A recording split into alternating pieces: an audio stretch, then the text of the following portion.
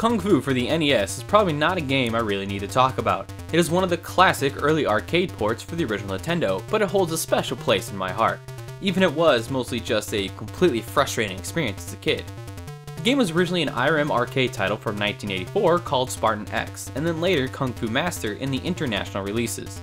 The game is actually a tie-in to a Jackie Chan movie called Wheels on Meals, and keeps the plot from the movie. Well, a watered down or at least massively cut version of it anyway, where you, Thomas, played by Jackie Chan in the movie, must rescue the love interest Sylvia from the crime lord. Kung Fu is often considered the first beat-em-up video game, leading the way for titles like Double Dragon and Streets of Rage. The gameplay is pretty simple. You walk in one direction, either left or right, on one plane and kick or punch your enemies into submission.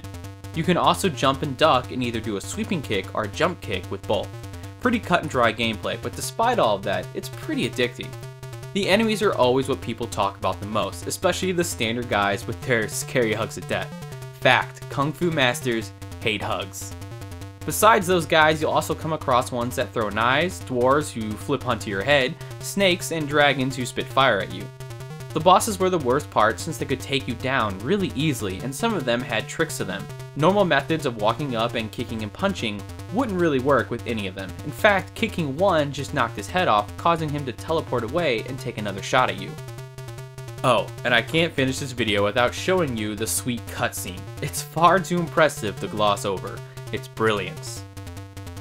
So that is pretty much Kung Fu in a nutshell. Like I said, this probably isn't a game I need to spend too much time on the details, but I have a lot of nostalgia for this game.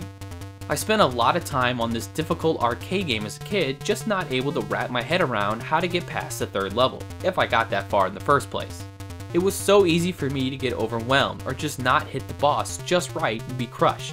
But even with that, I would constantly pop it back in for a quick play to see if I could best myself.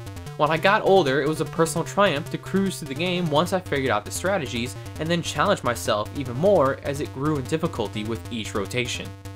Alright, enough of me waxing nostalgic. I suggest you grab this game and check it out. I'll see you next time.